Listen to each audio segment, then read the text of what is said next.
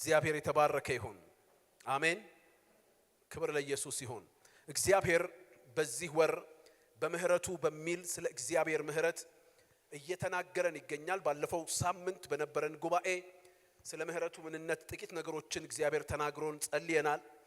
ዛሬም አንዳንድ ነገሮችን በእግዚአብሔር ቃል ስለዚህ የእግዚአብሔር ምህረት ጉዳይ እንነጋገራለን። ወገኖቼ በመጽሐፍ ቅዱስን የሚያገለግሉ የሚያጠኑ የሚያስተምሩ ብዙ ሰዎች በቅዱሳን መካከል በቤተ ክርስቲያን መካከል ግን ሙሉ ግንዛቤ ከሌላቸው አንዳንድ ጽንሰ ሐሳቦች አንፃር ሲናገሩ ምህረት የሚባለው የእግዚአብሔር ምህረት የሚባለው ጉዳይ ከቃሉ ትርጓሜ ጀምሮ በመጽሐፍ ቅዱስ ውስጥ የተገለጠበትን ጽንሰ ሐሳብ በሙላት አለመረዳት እንዳለ ይናገራሉ።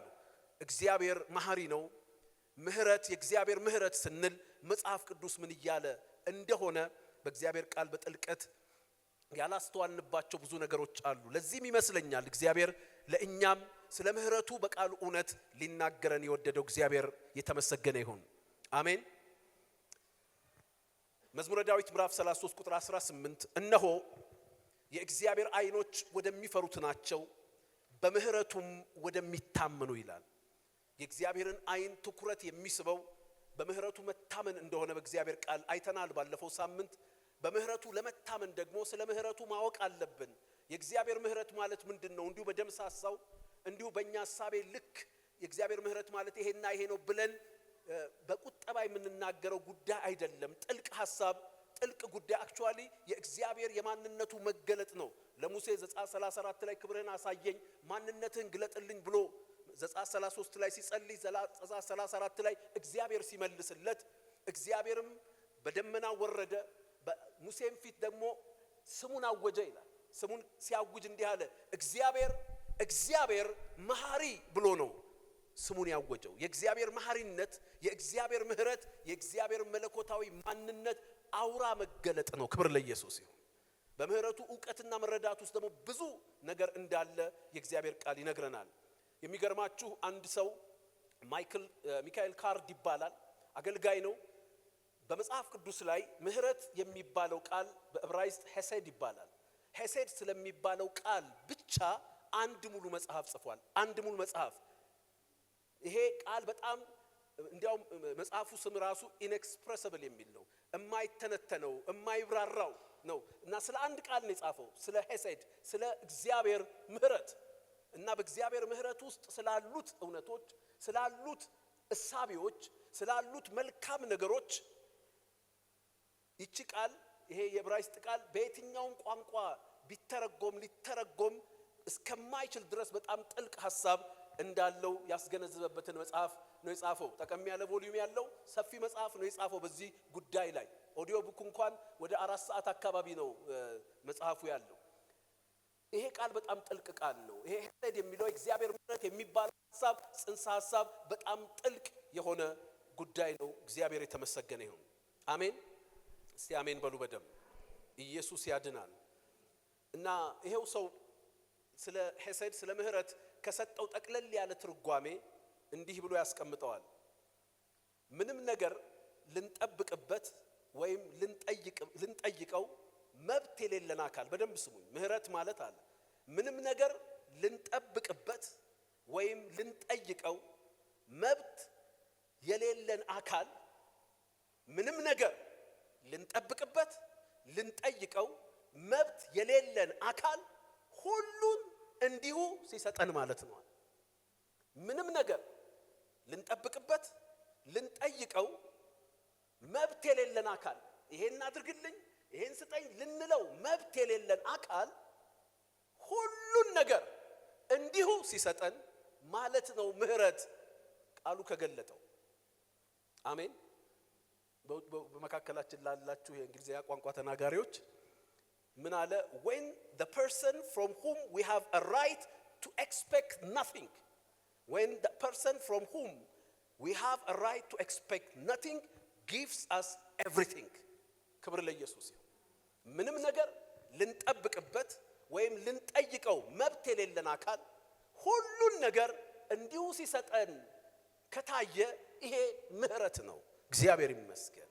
የእግዚአብሔር በጎነት የእግዚአብሔር መዳሰስ፣ የእግዚአብሔር መጠጋት ሁሉ የእግዚአብሔር ምሕረት ውጤት ነው። ክብር ለኢየሱስ ይሁን። አሜን። ክብር ለኢየሱስ ይሁን። እንግዲህ ይሄ የማንጠብቅበት የማንጠይቀው ይሄን ለማድረግ መብት የሌለን አካል በምህረቱ በኩል በሰጠን ነገሮች ዙሪያ እንደ ጌታ ፈቃድ ዛሬና የፊታችንን ሳምንቶች እንነጋገራለን በጸሎት መንፈስ። ዛሬም የምህረትን አቅም በእግዚአብሔር ፊት እየቀሰቀስን የዕብራውያን መጽሐፍ ጸሐፊ ሲናገር ምን አለ? ምህረትን እንድንቀበል በሚያስፈልገንም ጊዜ የሚረዳንን ጸጋ እንድናገኝ ወደ ጸጋው ዙፋን በእምነት እንቅረብ አለ። ምህረትን እንድንቀበል። ሃሌሉያ። ይሄ ምህረት አክሰሰብል ያደረገልን፣ ምህረት ድልድይ የሆነልን የእግዚአብሔር የማይገባ ልንጠይቀው ልንጠብቀው መብት የሌለን ብዙ ጉዳዮች አሉ። ዛሬም ከእግዚአብሔር ጋር ባለን መስተጋብርና መገናኘቱ መካከል የምህረትን እውነት እየተረዳን የምህረትን አቅም እያንቀሳቀስን በምህረቱ ጎዳና የሚመጣውን የእግዚአብሔርን በጎነት በኢየሱስ ስም እንቀበላለን። አሜን። ምህረት የሚለው ቃል ለመጀመሪያ ጊዜ የተጠቀሰበት የመጽሐፍ ቅዱስ ክፍል ዘፍጥረት ምዕራፍ 19 አካባቢ ነው። በሎጥ ሕይወት ላይ ነው የተጠቀሰው እና በመጽሐፍ ቅዱስ አተረጓጎም the law of the first mention የሚባል አለ። መጀመሪያ አንድ ቃል የተጠቀሰበት የመጽሐፍ ቅዱስ ክፍል ስለዛ ቃልና ሐሳቤ ሙሉ ነገር ወይም ኦሪጂናል ነገር ይናገራል የሚል የመጽሐፍ ቅዱስ አተረጓጎም ስርዓት አለ። the law of the first mention አንድ ቃል ለምሳሌ ፍቅር በመጀመሪያ የተጠቀሰበት ቦታ ሄዳችሁ ስታጠኑ ወይም አሁን እንዳልኳችሁ ምህረት ለመጀመሪያ የተጠቀሰበት ቦታ ሄዳችሁ ስታጠኑ በዚያ የመጀመሪያ መጠቀስ ውስጥ ያ ቃል መጠቀስ ውስጥ እግዚአብሔር የሚያስተላልፈው ኦሪጂናል ነገር አለ የሚል ሐሳብ አለና ይሄ ምህረት ሐሰድ የሚለው ቃል ለመጀመሪያ ጊዜ መጽሐፍ ቅዱስ ላይ የተጠቀሰው ዘፍጥረት ምዕራፍ 19 አካባቢ ነው። እግዚአብሔር የተመሰገነ ይሁን። እንዲህ ይላል ዘፍጥረት ምዕራፍ 19 የእግዚአብሔር ቃል ሲናገር ከቁጥር 17 ጀምሮ ስናነብ ወደ ሜዳም ካወጧቸው በኋላ ይላል በሰዶምና ገሞራ ላይ እግዚአብሔር ፍርድን ሲያደርግ ሎጥና ቤተሰቡን ሊታደገው በአብርሃም የምህረት ልመና በኩል ሊታደገው እግዚአብሔር በፈለገ ጊዜ እጃቸውን ይዘው አወጧቸውና ራስህን አድን፣ ወደ ኋላ አትይ፣ በዚያም ዙሪያ ሁሉ አትቁም፣ እንዳትጠፋም ወደ ተራራው ሸሽተህ አምልጥ። ሎጥም አላቸው ጌቶቼ ሆይ እንደዚህ ሳይሆን እነሆ ባሪያህ በፊትህ ሞገስ አግኝቷል፣ ነፍሴን ለማዳን ያደረክልኝን ምህረትህን አብዝተሃል። ክፉ እንዳያገኘኝና እንዳልሞት ወደ ተራራው ሸሽቼ አመልጥ ዘንድ አልችልም። እነሆ ይህች ከተማ ወደ እርሷ ሸሽቶ ለማምለጥ ቅርብ ናት፣ እርሷም ትንሽ ናት። ነፍሴን ለማዳን ወደ እርሷ ሸሽቼ ላምልጥ፣ እርሷ ትንሽ ከተማ አይደለችምን? እርሱም አለው የተናገርካት ከተማ እንዳላጠፋት እነሆ በዚህ ነገር የለመንከኝን ተቀብያለሁ ብሎ በመለሰለት በዚህ የሎጥ ጸሎትና የእግዚአብሔር ምላሽ ውስጥ ስለ ምህረት የተነሳው ቃል የመጀመሪያ በመጽሐፍ ቅዱስ ላይ የተጠቀሰ ቃል ነውና ይሄ ሄሴድ የምህረት ሐሳብ አንድ ወሳኝ ነገር ከእግዚአብሔር ዘንድ ወደ ሎጥ ያስተላለፈበትን ነገር እናያለን። እግዚአብሔር ይመስገን። በዚህ ሁኔታ ላይ ወገኖቼ ሎጥ እግዚአብሔርን እንዲህ ብሎ ሊጠይቀው ባይዘወይ ተመልከቱት የሚናገረው ወደዚህ ከተማ ሸሽቼ አመልጥ ዘንድ ብሎ ጠይቀው። ያቺ ከተማ የሰዶምና የገሞራ አካል ነበረች፣ ዞአር የምትባለው ከላይ ታሪኩን ስትመለከቱት። ነገር ግን እግዚአብሔር ሎጥ በለመነው ልመና ከምህረቱ የተነሳ ያችን ከተማ ሎጥ ለማምለጥ ስለመረጣት እሷንም አላጠፋም አንተንም እጠብቅሃለሁ ብሎ ሌሊቱን ሙሉ ዞአር ከተማ እስኪደርስ ድረስ ሲደርስ ፀሐይ ወጣች ሌሊቱን ሙሉ። ነገር ግን እኮ ሎጥ ባይዘወይ መዳኑ ራሱ እኮ በቂ ነበረ ከሰዶም ገሞራ መውጣቱ። አሁን የማምለጫ ስፍራ ምርጫ የሚጠይቅ ሰው ነው እንዴ? ሲጀምር ሎጥ መጀመሪያ ሰዶምና ገሞራ የገባው ለምንድን ነው? ከአብርሃም ጋር ሲጋጩ ትዝ ይላችኋል። የአብርሃም ባሪያዎችና የሎጥ ባሪያዎች ሲጋጩ ከብቶቻቸውና እረኞቻቸው ሲጋጩ አብርሃም መጣና እባክህ እንጣላ፣ ከምንጣላ ለምን አንተ የምትፈልግበት አትሄድም? ከዛ እኔም አንተ በዚህ ካልክ እኔ በዚህ ሄዳለሁ እንለያይ ሲለው እርቅ መለመን ይችላል እኮ በቃ እንጣላም አብረን እንኑር ማለት ሲችል፣ እሱ ግን ያችን አጋጣሚ ተጠቅሞ አይኑን ቀና አድርጎ የሰዶምና የገሞራን ከተማ አየና በራሱ ምርጫ ነው ሰዶም ገሞራ የገባው። በራሱ ምርጫ ከአብርሃም ጋር መቀጠል መኖር የሚችልበት አጋጣሚ ያለ፣ ነገር ግን ያችን ነገር ተጠቀመና ወደ ሰዶም ገሞራ በራሱ ምርጫ ገባ። ከጥቂት ጊዜ በኋላ 5 ነገስታት ሰዶምና ገሞራን ወረው ከተማይቷን ወረው እሱን ምርኮ አድርገው ከብቶቹን ማርከው በሄዱበት ሰዓት አብርሃም ወሬ ሰማና እንደገና የእግዚአብሔር ምህረት መጥቶ ታደገው። ትዝ ይላችኋል። ከዚያም ትድግና በኋላ እግዚአብሔር የሰዶምና ገሞራ ኃጢአት ስለበዛበት ሰዶምና ገሞራን ለማጥፋት ሲመጣ አብርሃም በእግዚአብሔር ፊት ቆመና ማለደ። ጻድቁን ከኃጢአተኛው ጋር ታጠፋለህ ወይ እግዚአብሔር እባክህ ስለ 50 ሰው ስለ ምናምን ሰው እያለ አትምራትም ያችን ከተማ ሲለው 10 ሰውን ካገኘው እምራታለሁ አላጠፋትም ብሎ እግዚአብሔር የምህረት ተስፋ ስለሰጠው ሎጥ መላእክቶቹ ሎጡ ጋር መጡና እሱንና ቤተሰቡን ይዘውት ወጡ። ይዘውት እየወጡ ሳለ ወደ ተራራ አምልጥ እያሉት የማምለጫውን ተራራ እያሳዩት እሱ ቆሞ የማምለጫ አማራጭ ሁሉ ይጠይቃል። በራሱ ውሳኔ በራሱ ምርጫ ሰዶም ገሞራ የፍርድ ከተማ የገባ ሰውዬ ይሄን ጥያቄ ሲጠይቀው እግዚአብሔር እሺ እጠብቅሃለሁ፣ እንደገና ደግሞ ወደ እቺንም ከተማ የሰዶምና ገሞራ አካል ብትሆንም አላጠፋትም ብሎ ሌሊቱን ሙሉ ጠብቆ እሱ ከተማው ሴፍ ከሆነ በኋላ እግዚአብሔር ሰዶምና ገሞራ ላይ ፈረደ። ወገኖቼ የእግዚአብሔር ምህረት የሰራው ታላቅ በጎነት ነው። በዚህ ቃል ውስጥ እና በዚህ ታሪክ ውስጥ የምናየው የእግዚአብሔር ምህረት አንድ ወሳኝ ስራ የእግዚአብሔር ምህረት የእንደገና እድል በር ከፋች ነች። አሜን። የእግዚአብሔር ምህረት የሁለተኛ እድል የእንደገና እድል በር ከፋች ነች። አብርሃምም ወደ እግዚአብሔር ስለ ሎጥ ሲለምን ያለው ምህረት አትምራትም ወይ የምህረት ልመና ነበረ።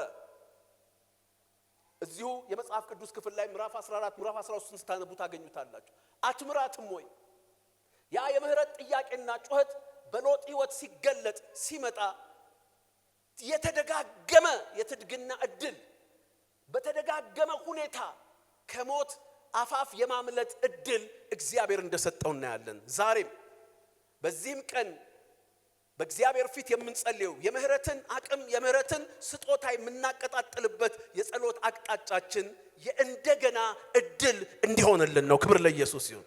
እጆቻችሁን ከፍ አድርጉና ምህረት በሉ እስቲ። አይሰማም? ምህረት፣ የእግዚአብሔር ምህረት የእንደገና እድል በሉ እስቲ። በር ከፋች ነች። በር ከፋች ነች። እንደ ሎጥ በራሳችን እይታ በራሳችን ግንዛቤ በራሳችን ስሜት በራሳችን ምኞት በራሳችን ፍላጎት እንኳን ከከባንባቸው የሎጥ መንደሮች እየደጋገመ የሚታደግ የእግዚአብሔር ምህረት ኃይል እንደገና በምርጫ ስህተት በምርጫ ስሌት የገባችሁባቸው ጣጣ መካከል ምህረቱ ትግነንላችሁ። እጆች ከፍ ይበሉ። ዛሬ ብዙዎቻችሁ የምትወጡባቸው አረንቋዎች አሉ፣ የምትወጡባቸው ስራቶች አሉ፣ የምትወጡባቸው ቅርቃሮች አሉ። ሎጥ በራሱ ምርጫ ነው ሰዶም ገሞራ የገባው። እዚያ ከተማ እንዲያውም ሎጥም ይላል ድንኳኑን አዘዋወረ ይላል። ሳይት እየቀያየረ ሁሉ በሰዶም ገሞራ ኑሮ ተመቻችቶ ነበረ። በዚያ መካከል ግን ከሰውም ይሁን ከእግዚአብሔር በዚያች ከተማ ላይ በመጣው ጥቃት ከ5 ነገስታት የመጣውን ጥቃት እግዚአብሔር በምህረቱ ገለበጠለት። አልፎ ደግሞ ከእግዚአብሔር ቁጣ እንኳን የመጣው ከእግዚአብሔር ቁጣ የመጣውን ነገር የእግዚአብሔር ምህረት እንደገለበጠለት እንደገና የመኖር እድል እንደገና የመቀጠል እድል እንደሰጠው ዛሬም በጌታ በኢየሱስ ስም አንተማ አበቃለህ፣ አንቺማ አለቀልሽ፣ በራስሽ ጣጣ ነው እዚህ የገባኸው ለተባላችሁበት ነገር እግዚአብሔር ዛሬ እንደገና ይመጣላችኋል። እንዴ ትላንት ከነገስታት ጥቃት አወጣ፣ ደግሞ አሁን ውጣ ሲልህ ውጣ እጅህን ይዞ እየለመነ ውጣ ሲልህ እንደገና ደግሞ የመውጫ ቦታ የመሸሻ ቦታ መራጭ ትሆናለህ። በል ዝም ብለህ እግዚአብሔር ያመጣብህን ተቀበል የሚላችሁ ማናቸውም ኃይል በእግዚአብሔር ምህረት ኃይል ዛሬ በኢየሱስ ስም ይገለበጣል። እጆቻችሁን ከፍ አድርጉና እንዲህ ብላችሁ በእምነት ተናገሩ። ምህረቱን ለምትታመኑ በምህረቱ ለምትታመኑ ብቻ እጆቻችሁን አጥና እንዲህ በሉት፣ እንደገና አመልጣለሁ በሉት። እንደገና ከምህረቱ የተነሳ እንደገና አመልጣለሁ፣ እንደገና አመልጣለሁ። ትላንት በሉ እስቲ ከነገስታት እጅ ያስመለጠኝ ዛሬም ደግሞ ከቁጣ ከቁጣው ያስመልጠኛል፣ ከፍርድ ያስመልጠኛል፣ ከጥቃት ያስመልጠኛል። ሃሌሉያ። በዚህ ሳምንት በዚህ አይነት ሁኔታ የእግዚአብሔር ምህረት በነገራችሁ ላይ ትገለጣለች፣ በነገራችሁ ላይ ትገለጣለች። አሜን። ዛሬ በእግዚአብሔር ቃል ወገኖቼ አብረን እንድንጸልይ በእግዚአብሔር ፊት እንድንጮህ እንዴትና ምን ሆናችሁ ምን ይዛችሁ እንደመጣችሁ አላውቅም። መንፈስ ቅዱስ ግን ያውቃል። እግዚአብሔር በምህረቱ የእንደገና እድል በር ከፍታለሁ እያልነው በምህረቴ እንኳን ሌላው እናንተ ራሳችሁ ሁለተኛው ትድግና የማይገባችሁ አይነት ሰዎች ሆናችሁ እንኳን የምታስቡ ካላችሁ ምህረቱ ትገንላችኋለች፣ ምህረቱ ትበረታላችኋለች። ኢየሱስ ያድናል። አሜን። ክብር ለኢየሱስ ይሁን። አሜን ነው። እንደገና በራሳችን ምርጫ ከገባንበት ነገር እንደገና ምህረቱ ይታደገናል፣ ምህረቱ ይታደገናል፣ ምህረቱ ይታደገናል። ምህረት የእንደገና ጉብኝት የእንደገና እድል በር ከፋች ነች። ኢየሱስ ያድናል። ይሄ የሚመለከታችሁ በዚህ ጉዳይ እንጸልያለን፣ ጸልዩ። እንደዚሁም በምህረት አቅም እግዚአብሔር የእንደገና እድል የከፈተባቸውን ጥቂት ነገሮች ልንገራችሁና እነዚህ ነገሮች እኔንም የኔንም ህይወት የኔንም ነገር ይመለከታሉ ካላችሁ ዛሬ በምህረቱ እንጮሃለን፣ ወደ ምህረቱ እንጮሃለን። ምህረቱም ይህን ስራ ታደርጋለች። ትዝ ይላችኋል ዘጸአት ምዕራፍ 32 እና ዘጸአት ምዕራፍ 34ን አንብቡ። ዘጸአት ምዕራፍ 32 ላይ ትዝ ይላችኋል እግዚአብሔር ከግብጽ ምድር ለታደገው ለህዝቡ ለወደደው ላከበረው ለህዝቡ ከሌላው አህዛብ የሚለይበትን የሰማይን ሥርዓትና ህግጋት ሊሰጠው ባሪያውን ሙሴ 40 ቀንና 40 ሌሊት በተራራ ላይ አቆየው። ከ40 ቀንና ከ40 ሌሊት ጸሎት በኋላ በእግዚአብሔር ፊት መቆየት በኋላ በእግዚአብሔር በራሱ ጣት የተጻፈ ከሌላው አህዛብ የሚለየው ከእግዚአብሔር ከአርያም የሆነ የመለኮት የሰማይ ሥርዓትና ህግ ጽፎ ለሙሴ ሰጠው። ትዝ ይላችኋል እግዚአብሔር ህጉን ለሙሴ ሰጥቶ ለእስራኤል ህዝብ ሊያደርስ ያሰበበት ዋናው ምክንያት ሌላም የመጽሐፍ ቅዱስ ክፍል ላይ እንደሚናገረው እግዚአብሔር እንደዚህ አይነቶች ህግ የሰጠው እንዳንተ ያለ ህዝብ ማን ነው ተብሎ የተጻፈለት። ክብር ለኢየሱስ ይሁን። that was the uniqueness of the nation of Israel። የእስራኤል ምድርና ህዝብ ልዩነት እግዚአብሔር የሚሄድበትን የሰማይ መንገድ የሰጠው ከነሱም ተርፎ አሁን የሞራል ስርዓቶችን ብትመለከቱ በየትኛውም ሃይማኖት በየትኛውም ባህል 10ቱ ትእዛዛትን ናቸው የሞራል መለኪያዎች በየትኛውም እንዲያውም አልፎም በሲቪል ሎ በመንግስት ህጎችም እነዚህ ነገሮች መጀመሪያ ለሙሴ ለእስራኤል የተሰጡ የእግዚአብሔር ስጦታዎች ናቸው። እና ያንን ታላቅ ስጦታ ይዞ ሲወርድ የእስራኤል ህዝብ ደግሞ በጎኑ ጥጃ ሰርቶ እያመለከ ራሱ አሮን ሊቀ ካህኑ አሮን ራሱ ከነሱ ጋር ችግር ውስጥ ገብቶ ህዝቡን ስድ ለቆ ጣዖት ሰርተው ከግብጽ ምድር ያወጣ አምላክ ይሄ ነው እያሉ በዓል አድርገው የእግዚአብሔር በዓል ብለው በእግዚአብሔር ስም ጣዖታትን እያመለኩ ባለበት ሁኔታ ይሄ ነገር ተገጣጠመ። ልዩነት የሚፈጥረው ህግን ይዞ እየወረደ እታች ደግሞ ልዩነት እንደሌለው ተሸቅጦና በዛ አይነት ሁኔታ የሚኖር ህዝብ ተገናኙ። ወዲያው መጽሐፍ ቅዱስ እንዲህ ይላል ዘጸአት 32:19 እንዲህም ሆነ ወደ ሰፈሩ ሲቀርብ ጥጃውንም ዘፈኑንም አየ፣ የሙሴም ቁጣ ተቃጠለ፣ ጽላቶቹንም ከእጁ ጥሎ ከተራራው በታች ሰበራቸው። በቃ ተቆጣ ተበሳጨና ያንን ክቡር ስጦታ ከእጁ ጥሎ እስቲ ከእጁ ጥሎ በሉ ከእጁ ጥሎ ሰበራቸው። አዘነ፣ ወረደ፣ ህዝቡን ተቆጣ፣ ገሰጸ። ከዛ ወደ እግዚአብሔር ስለ ምህረት ጠየቀ። ከዚያ እንዲህ ይላል ዘጸአት ምዕራፍ 34 ቁጥር 1 እና 2 እግዚአብሔርም ሙሴን አለው ዛሬም በጌታ በኢየሱስ ስም ይሄው አምላክ ይሄው መንፈስ እናንተንም እንዲህ ይበላችሁ። እንዲህ አለው 2 የድንጋይ ጽላቶች እንደፊተኛው አድርገህ ጥረብ፣ በሰበርካቸው በፊተኞቹ ጽላቶች የነበሩትን ቃላት ጽፍባቸዋለሁ። ሃሌሉያ። It seems an opportunity already lost። በጣም በቃ የታጣ እድል ነው የሚመስለው። እግዚአብሔር በራሱ ጣት የጻፋቸው ለእስራኤል ልዩነት የሚፈጥሩት ህጎች በዚህ ምክንያት ከእጁ ጥሎ በሰበራቸው ሁኔታ ላይ የእግዚአብሔር ምህረት ተንቀሳቀሰች። ሃሌሉያ። ከእጅህ ጥለ በሰበርካቸው ጽላቶች ፋንታ እንደገና ጽፍባቸዋል። ሙሴ ደነቀው። ለምን እንዳደረገ ግራ ሲገባው እንዲገለጠለት እግዚአብሔር ነገም የተዘጋጀሁን በማለዳ ወደ ሲና ተራራ ወጥተ በዚያ ተራራ በራስ ላይ በፊቴ ቁም አለው። ቁጥር 5 እግዚአብሔርም በደመና ውስጥ ወረደ፣ በዚያም ከእርሱ ጋር ቆመ። የእግዚአብሔርን ስም አወጀ። እግዚአብሔርም በፊቱ አልፎ እግዚአብሔር መሐሪ አለው። ክብር ለኢየሱስ ይሁን። እንደገና ከእጅህ ጥለ የተሰበረህን ነገር ሪስቶር የማረግበት ምክንያት መሐሪ ስለሆንክ ነው። it is the power of my mercy that restores። ኢየሱስ ያድናል። ዛሬም በአንድም በሌላ ምክንያት ከእጃችሁ ጥላችሁ የሰበራችኋቸው ማናቸውም ነገሮች ህይወታችሁ፣ ጤናችሁ፣ ትዳራችሁ፣ ስራችሁ፣ ንግዳችሁ ሊሆን ይችላል፣ አገልግሎታችሁ ሊሆን ይችላል። እግዚአብሔር በምህረቱ ኃይል እንደገና ይጽፋቸዋል፣ እንደገና ይቀርጻቸዋል፣ እንደገና ይሰራቸዋል።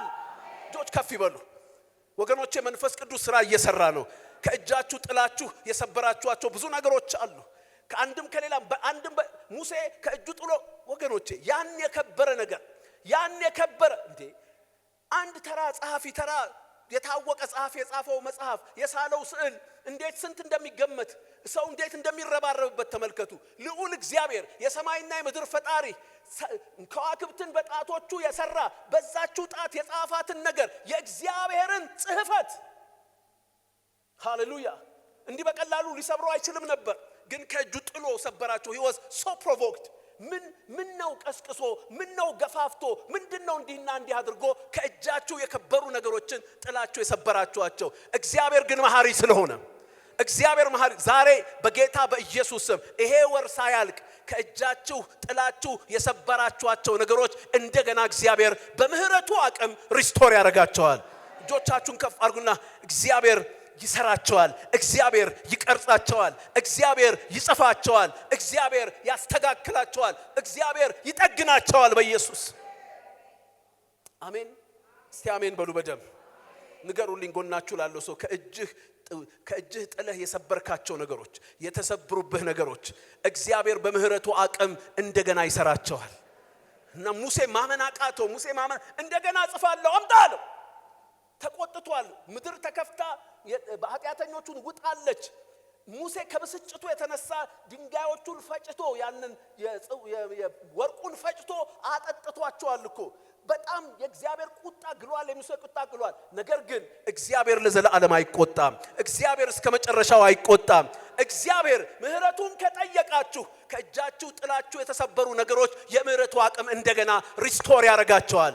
እኔ አያለው ወገኖቼ በብዙዎቻችሁ ህይወት እጃችሁ ላይ የነበሩ ነገር ግን በአንድም በሌላም ፕሮቮኬሽን በአንድም በሌላም ስበትና ግፊት ከእጃችሁ ጥላችሁ የሰበራችኋቸው የከበሩ ነገሮች እግዚአብሔር እንደገና ሰራቸዋለሁ፣ እንደገና አስተካክዬ እጃችሁ አስገባለሁ። እነዛ እድሎች፣ እነዛ አጋጣሚዎች፣ እነዛ የእግዚአብሔር ነገሮች ሁሉ ሪስቶርድ ይሆናሉ። ምህረት በሉ። እንደገና የእንደገና እድል በር ከፋች ነው። ምን ኢየሱስ ያድናል። አሜን ነው። ኢየሱስ ያድናል። ይሄ የሚመለከታችሁ ምን ጸልያለ።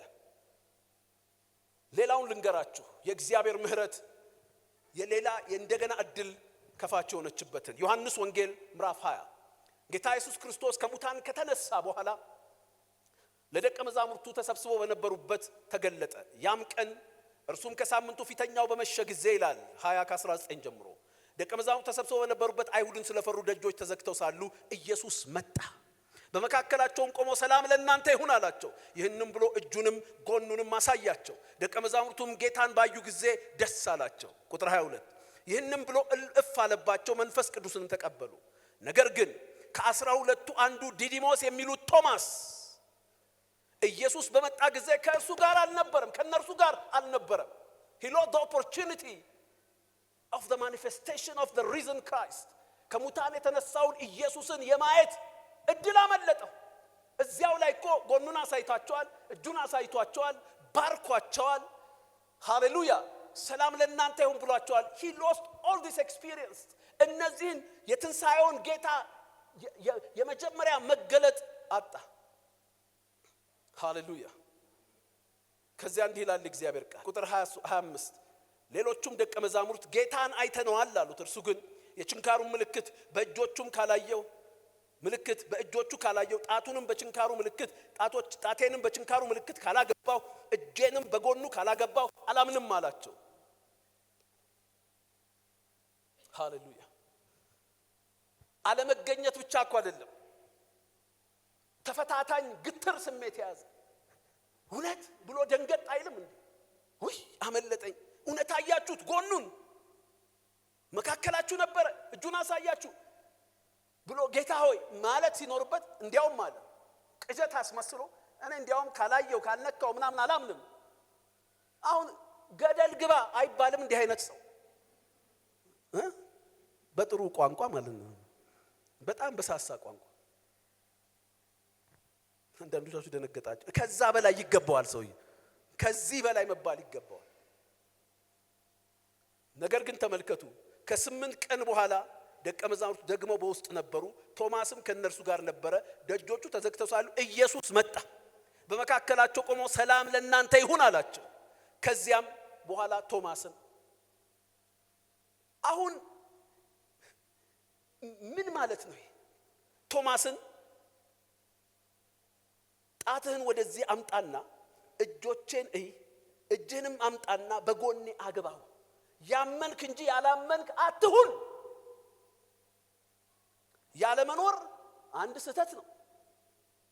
የታየውን መጠራጠርና መንቀፍ ሌላ ተጨማሪ ስህተት ነው። ይሄ ሰውዬ የመጀመሪያው እድል አምልጦታል። የመጀመሪያው እድል ስላመለጠው እንኳን አልተጸጸተም። ነገር ግን ከ8 ቀን በኋላ የምህረት አምላክ ዛሬም በጌታ በኢየሱስ ስም ባመለጣችሁ እድል የእንደገና ምህረት፣ የእንደገና ልምምድ፣ የእንደገና መነካት፣ የእንደገና መነካካት እግዚአብሔር ያደርግላችኋል።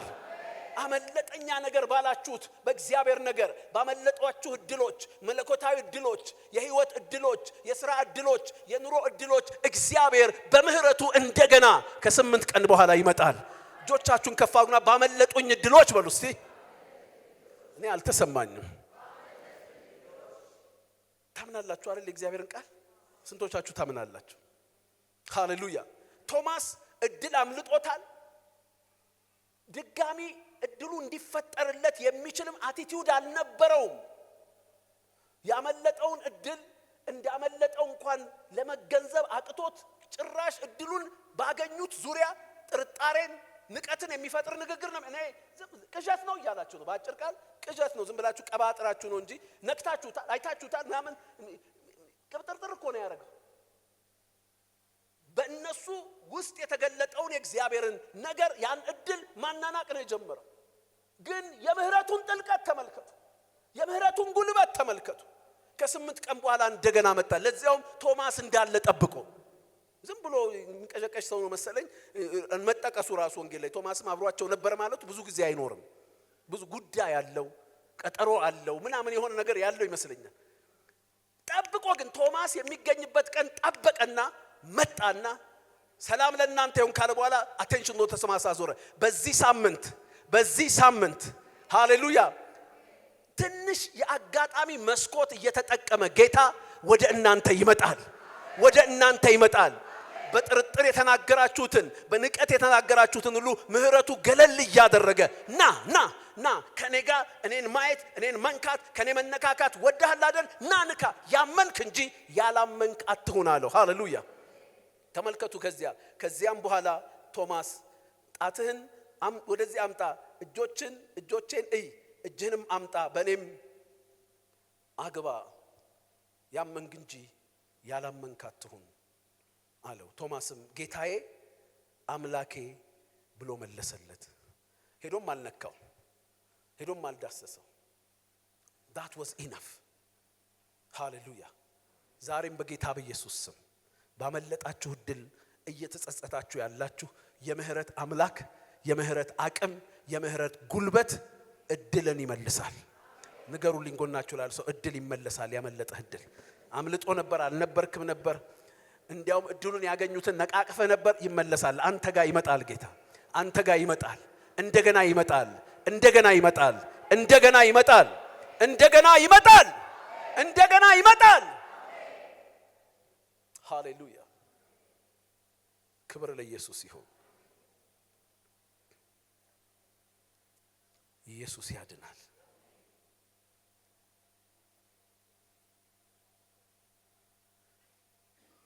ነቢዩ ኤልያስ የባኦልን ነቢያት በእግዚአብሔር ቁጣ ካስወገደ በኋላ ኤልዛቤል ባወጣችበት የሞት ቁጣ አዋጅ ነፍሱ ዝሎ ሁሉን ነገር ጥሎ ወደ በረሃ ኮብልሎ ከክትክታ ዛፍ በታች በዝለት በነፍስ ዝለት ወድቆ ተኝቶ ሳለ እሱ የሚጠይቀው ሞትን ነው። ከአባቶቼ አልበጥም ግደለኝ እያለ ሲጸልይ እግዚአብሔር ግን እንደገና ያላለቀ ነገር በሱ ሕይወት ስላለው ያልተፈጸመ ነገር ስላለው መልአኩን ልኮ እንዲህ ይላል መጽሐፈ ነገሥት ምዕራፍ 19 ከቁጥር 4 ጀምሮ ሲመለክ በክትክታው ዛፍ በታች ተጋደመ፣ እንቅልፍም አንቀላፋ። እነሆ መልአክ ዳሰሰውና ተነስተህ ብላ አለው። ሲመለከትም እነሆ በራሱ አጠገብ የተጋገረ እንጎቻና በማሰሮ ውሃ አገኘ። በላም ጠጣም፣ ተመልሶም ተኛ። ሊያስቀጥለው ሊያስኬደው የሚችለውን ግብአት ከተቀበለ በኋላ ያንን የተቀበለውን ነገር ሳይጠቀምበት እንደገና ሲተኛ እግዚአብሔር በቃ ቀሰቀስከው፣ ዳሰስከው፣ አበላኸው፣ አጠጣኸው፣ ተነሳ አልከው። አዎ በልቶ ጠጥቶ ተኛ። በቀጣለውና ና እግዚአብሔር ነብይ አያጣም፣ እግዚአብሔር ሰው አያጣም አላለም። እግዚአብሔር የምህረት ጉልበት ተንቀሳቀሰችና የእግዚአብሔር ምህረት ደግሞ ሁለተኛ ጊዜ መጥቶ ዳሰሰውና የሚለው ቃል ሄዶ ነበር ማለት ነው። መጀመሪያ መጥቶ አበላው አጠጣው፣ ከዛ ሄደ። ግን ምህረት ጉትጎታዋ ስላልቆመ ሁለተኛ መጣና ዳሰሰው። የምትሄድበት መንገድ ሩቅ ነውና ተነስተ ብላ አለው። ተነስቶም በላ ጠጣም። በዚያም ምግብ ኃይል እስከ እግዚአብሔር ተራራ እስከ ኮሬብ ድረስ ሄደ ይላል። ክብር ለኢየሱስ ይሁን። አሜን። እስቲ አሜን በሉ በደም እንደገና ኢየሱስ ያድናል። በዚህ በነብዩ ኤልያስ ሕይወት እንደሆነው በእኔና በእናንተም ሕይወት ሃሌሉያ የእግዚአብሔርን ግብአት ወስደን የእግዚአብሔርን ነገር በልተን ጠጥተን ነገር ግን በበላኑ በጠጣኑ የእግዚአብሔር ነገር ወደ ፍጻሜያችን ተራራ ባልተጓዝንባቸው ነገሮች ላይ እግዚአብሔር በመጀመሪያው መብላትና መጠጣት ጥሎ የማይሄድ አምላክ ስለሆነ እየደጋገመ ያበላና ያጠጣ ወደዛ ፍጻሜያችን ተራራ እስክንደርስ ድረስ ምህረቱ ታገለግለናለች። ምህረቱ ታገለግለናለች። እጆቻችሁን ከፍ አድርጉ። የእግዚአብሔር ምህረት በመሃል አታስቆማችሁም። ከፍ አድርጉ ልጆች። የእግዚአብሔር ምህረት በመሃል አታስቆማችሁም።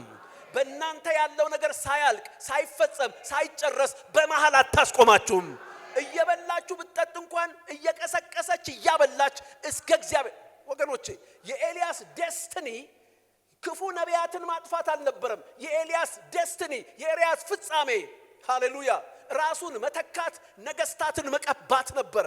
ራሱን እስኪተካ በኤልሳ በኩል እንደዚሁም በአዛሄልን እስኪቀባ እዩን እስኪቀባ አዛሄልን በሶሪያ ላይ እዩን በእስራኤል ላይ እስኪቀባ ነገስታትን የሚቀባ የከበረ ቅባት ውስጡ ተቀምጦ ነቢያትን በመፍጀት ብቻ ፍጻሜ አይሆንም።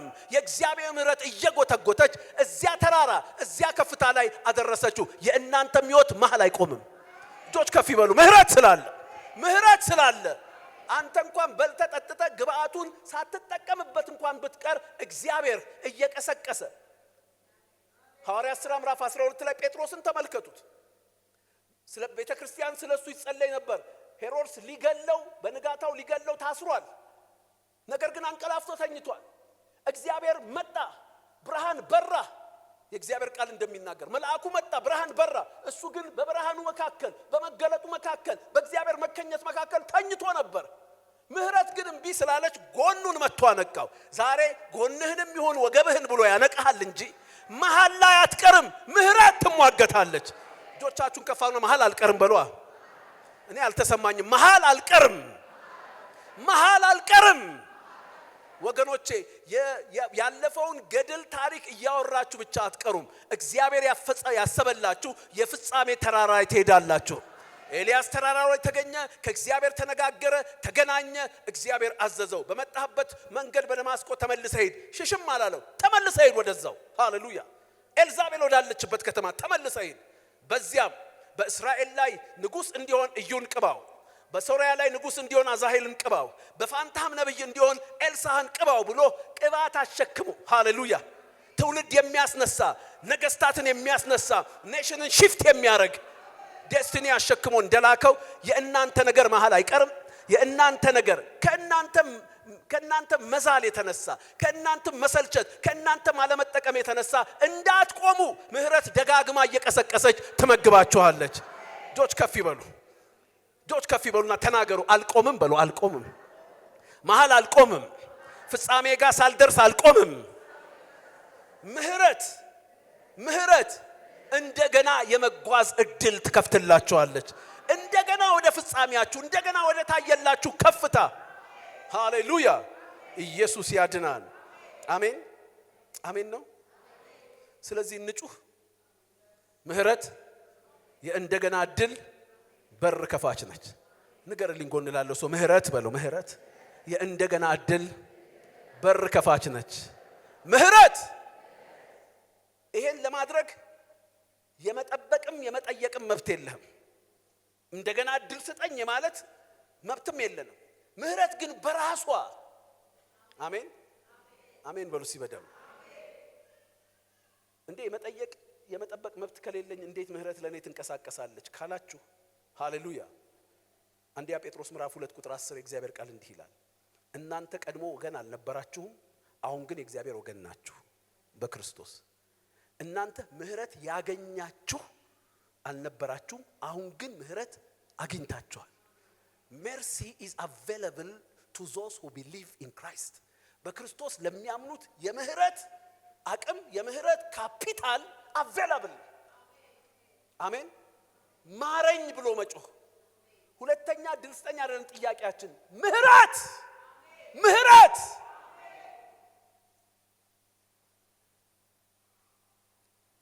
በክርስቶስ ኢየሱስ ያልሆነ የዚች የምህረት ድንቅ አሰራር እድል ፈንታ የለውም። መጀመሪያ በክርስቶስ ያለውን ምህረት ለማግኘት ራሱን ለጌታ መስጠት አለበት።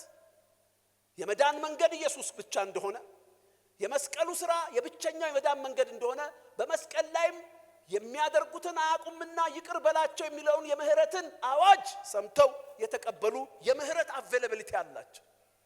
አንዳንድ ጊዜ ግን ምህረት እጃችንን ከምህረት የሚሰበስቡ ተቋሚዎች ስላሉ ዛሬ እነሱን ሁሉ ዞር በሉ ብለን ስለ ምህረት እንጮሃለን። ምክንያቱም ምህረት is available። አሜን። ኢየሱስ ያድናል። አሜን። ክብር ለኢየሱስ ይሁን። ይሄን ተናግረን ጸልይ። ማርቆስ ወንጌል ምዕራፍ 10 ወደ ኢያሪኮም ከደቀ መዛሙርቱና ከብዙ ሕዝብ ጋር ከኢያሪኮ ሲወጣ ወደ ኢያሪኮም መጡ። ከደቀ መዛሙርቱና ከሕዝቡ ጋር ከኢያሪኮ ሲወጣ የጤሜዎስ ልጅ እውሩ በርጤሜዎስ እየለመነ በመንገድ ዳር ተቀምጦ ነበር ይላል። የማርቆስን ወንጌል ስታነቡ ማርቆስ ብዙ ጊዜ ስፔሲፊሲቲ ይፈልጋል። ግልጽ አድርጎ አንዳንድ ነገሮች ይናገራል። ሌላ ወንጌላት ላይ በርጤሜዎስ ሁለት እውሮች አንድ እውር ነበረ ምናምን ያንን ማርቆስ ግን ለአሕዛብም ለአይሁዳውያንም የወንጌሉ ቃልና የወንጌሉን ንባብ ተደራሽ ለማድረግ ስፔሲፊክ ያደርጋል። አሁን እዚህ ላይ አንድ እውር ተፈወሰም በቂ ነው የኢየሱስን የመፈወስ ኃይል ለመናገር። ግን ለምንድን ነው ይሄን ያለው? የጤሜዎስ ልጅ እውሩ በርጤሜዎስ እየለመነ በመንገድ ላይ ተቀምጦ ነበር። የናዝሬቱ ኢየሱስ እመጣበታለሁ እንደሆነ በሰማ ጊዜ የዳዊት ልጅ ኢየሱስ ሆይ ማረኝ እያለ ይጮህ ነበር። ማረኝ። ከዚያ ብዙዎችም ዝም እንዲል ገሰጹት ይላል። ለምን ነው ዝም እንዲል? መብቷ አይደል እንደ ማረኝ ማለት? ከላይ ስሙ የተጠቀሰውበት ምክንያት እዚህ ጋር ነው የሚገባው። የጤሜዎስ ልጅ እውሩ በርጤሜዎስ የሚባለው ሰውዬ ባርጤሜዎስ ነው። የጤሜዎስ ልጅ እውሩ በርጤሜዎስ ማለት ባርቴሜዎስ ማለት ባርቴሜዎስ ማለት ባር ማለት ልጅ ማለት የጤሜዎስ ልጅ ማለት ነው። እና እንዲህ ሲባል የከሌ ልጅ ሲባል የምታውቁት የለም? አሁን ለምሳሌ የፓስተር አቢ ልጅ ቢባል አታውቁም?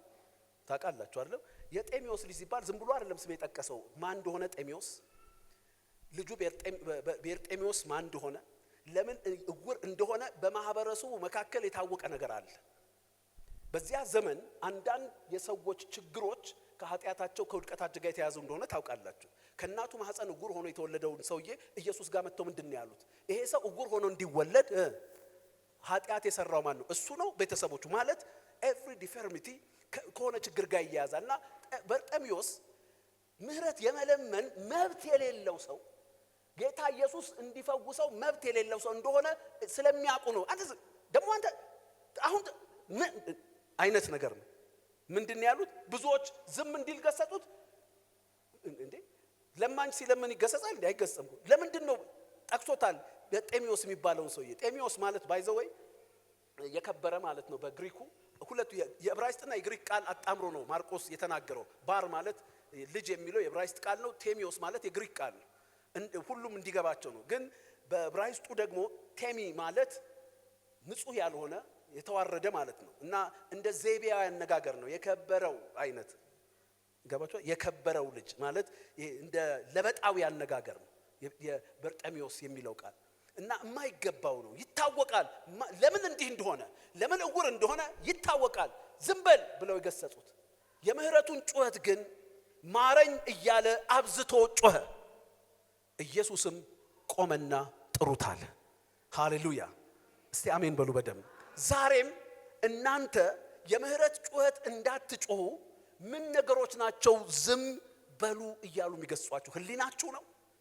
አንተማ የሥራህን ነው የሰጠህ የሚላችሁ ህሊናችሁ ነው? ሰው ነው? ጋኔን ነው?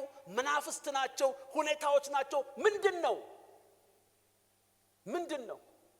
ሃሌሉያ! ይሄ ሰው ግን የዳዊት ልጅ ሆይ ማረኝ እያለ አብዝቶ ጮኸ። ኢየሱስ ቆመ። ወገኖቼ በዚህ ሳምንት ጌታ ስለ እናንተ ይቆማል። በግል እናንተን ይጠራል፣ ይጠይቃችኋል። የምህረት ጩኸት ለምንድን ነው? ጌታ ሆይ አይ ዘንድ እወዳለሁ፣ እምነትህ አድኗል እንዳለው በጌታ በኢየሱስ ክርስቶስ አሜን። ባመለጣችሁ እድል ዙሪያ ይሆናል። ሃሌሉያ! መንገድ ላይ ባቆማችሁ ነገሮች ዙሪያ ይሆናል። በራሳችሁ ምርጫ በገባችሁባቸው የፍርድ ስፍራዎች ይሆናል። ሃሌሉያ! በአንድም በሌላ ነገር ይሆናል።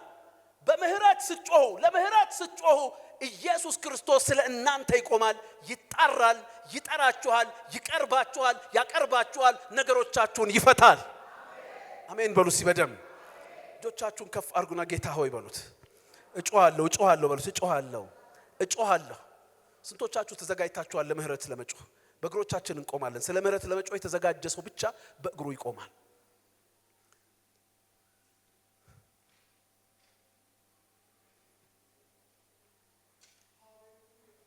ምህረት ሄሴድ የእግዚአብሔር ምህረት የሁለተኛ እድል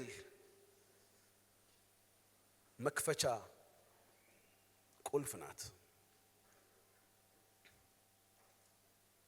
የእንደገና እድል ሁለተኛ አይበቃም። ከህይወታችን እውነታ ከዓለም ሁኔታ ስንመለከት በሁለት እድል ብቻ መኖር አይቻልም።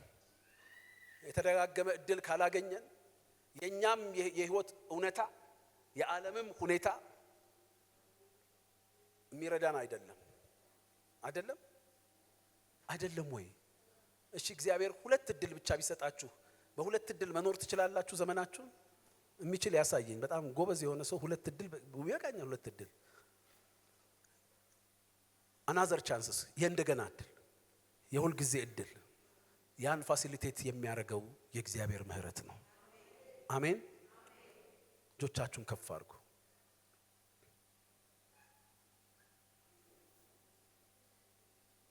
እጆቻችሁን ከፍ አድርጉ። ሃሌሉያ። በጌታ እውነት የምታምኑ አንድ ጊዜ ግን ቅዱሳን እጆቻችሁን አውርዱና አንድ ጥያቄ ላቀርብ ዛሬ በዚህ ጉባኤ ወገኖቼ እግዚአብሔር መሐሪ ነው፣ ምህረት አለው።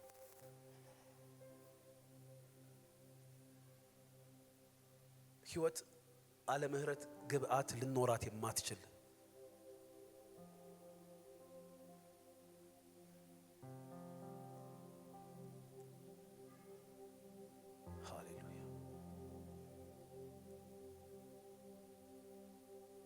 ዛሬ ክርስቶስ ኢየሱስን የማታውቁ ሰዎች ካላችሁ አሁን እኛ እንደምናመልከው ጌታን እንደ ቃሉ የማታመልኩ ሰዎች ይህን እድል እንስጣችሁ። ዛሬ ኑ ወደ ምህረት አምላክ ወደ እግዚአብሔር ኑ። ሕይወታችሁ ምህረት ትፈልጋለች። ምህረት ግን ቀድሞ ወደሱ በመምጣት ትገኛለች። ቀድሞ ምህረት ያገኛችሁ አልነበራችሁም፣ አሁን ግን ምህረት አግኝታችኋል። እኔ በሚመስለኝ የእምነት መንገድ ነው የሚሄደው። በቀራንዮ መስቀል ለኃጢአቴ ዋጋ በከፈለው በኢየሱስ ብቻ አላምንም። እንደ እግዚአብሔርም ቃል ኢየሱስን አልከተልም። ሃይማኖት ይኖረኛል፣ አቋም ይኖረኛል፣ ግን ኢየሱስን አልተከተልኩም የሚል ሰው ካለ ልንጸልይላችሁ ወደ ምህረት ቤት ወደ ምህረት አባት ልናስገባችሁ ነው።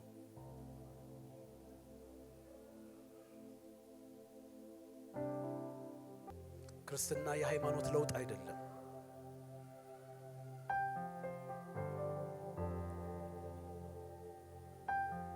ወገኖቼ ዛሬና እኛ በፊታችሁ የቆምነው ከራሳችን ጉልበት አይደለም፣ ምህረቱ ነው ያቆመን።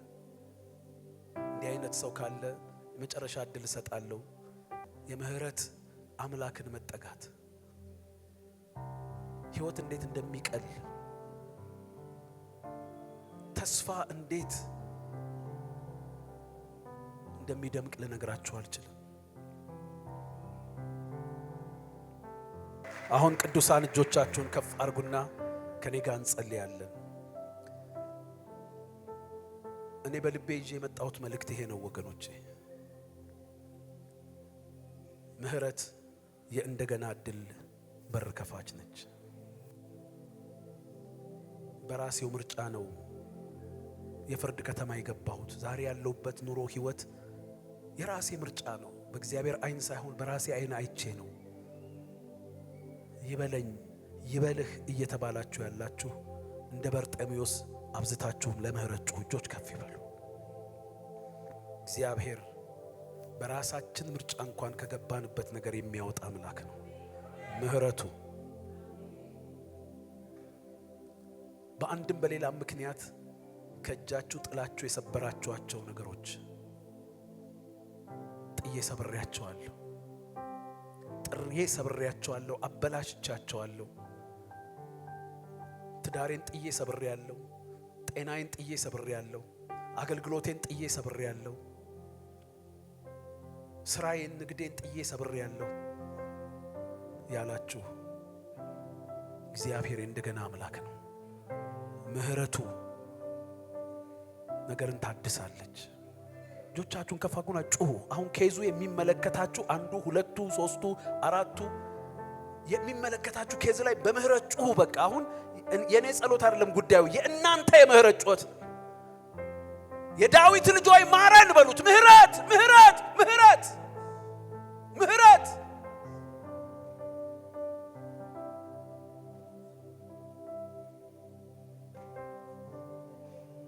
እንደ ቶማስ ያመለጣችሁ እድል ትልቅ ታላቅ እድል፣ ለቶማስ የትንሣኤውን ጌታ የማየት የመገናኘት እድል፣ ደግሞ እድሉን ባገኙት ላይ አንደበቱን መክፈቱ። ግን ጌታ በምህረቱ በስምንተኛው ቀን እንደመጣ ዛሬ ባመለጧችሁ እድሎች ላይ እግዚአብሔር ይመጣል። እንደገና እድልን ሪስቶር ያደርጋል እግዚአብሔር።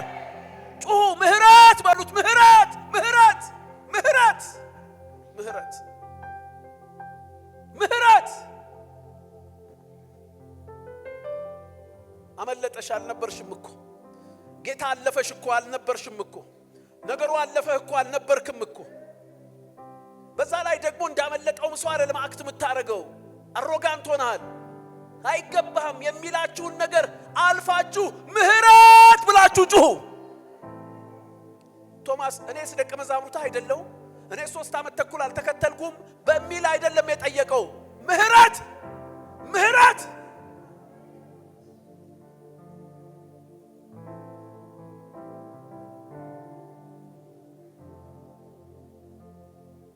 ጠይቁት።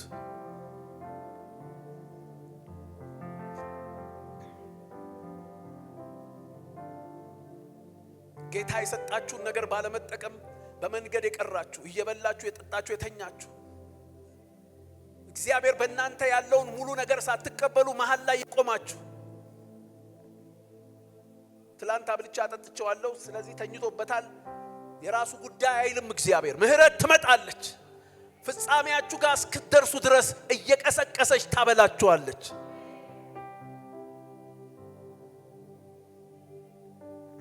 ምህረት መንገድ ላይ አታስቀርሽም። ምህረት መሃል ላይ አያስቀርህም።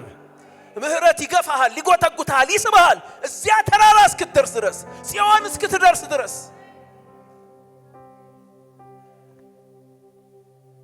ጠይቁት እንደ በርጤሜዎስ የዳዊት ልጅ ሆይ ማረኝ እያለ ይጮህ ነበር፣ ብዙዎችም ዝም እንዲል ገሰጹት ይላል። ዝም በል ደሞ አንተ አናቅህም፣ የጤሜዎስ ልጅ አናቅህም፣ እውር እኮ እንዴት እንደሆንክ እናውቃለን። አንተ እኮ የሚገባህን ያገኘው የእጅህን ያገኘው። ህሊና ሊልህ ይችላል፣ ሰይጣን ሊልህ ይችላል፣ ሰዎች ሊሉ ይችላሉ፣ ሁኔታ ራሱ ሊልህ ይችላል። ነገር ግን እርሱ ግን የዳዊት ልጅ ሆይ ማረኝ እያለ አብዝቶ ጮኸ። እጆቻችሁን ከፍ አድርጉና ንገሩት፣ የዳዊት ልጅ ሆይ ማረኝ። ዝጉት፣ የሌላውን ድምፅ ተውት፣ የሌላውን ተክሳስ ተውት፣ የሌላውን ጩኸት ተውት፣ የሌላውን ክስ ተውትና የዳዊት ልጅ ሆይ ማረኝ በሉት። ማረኝ፣ የዳዊት ልጅ ሆይ ማረኝ። ምህረት ምህረት። ኢየሱስም ቆመና ጥሩት አለ። እውሩንም አይዞህ ተነሳ፣ ይጠራሃል ብለው ጠሩት። አይዞህ ተነሳ፣ እነዚያው ገሳጮች ብለው ጠሩት። እርሱም እየዘለለ ተነሳና ልብሱን ጥሎ ወደ ኢየሱስ መጣ። ኢየሱስም መልሶ ምን ላደርግልህ ትወዳለህ አለው። እውሩም መምህር ሆይ አይ ዘንድ አለው። ኢየሱስም ሂድ እምነትህ አድኖሃል አለው። ወዲያውም አየ፣ በመንገድም ተከተለው።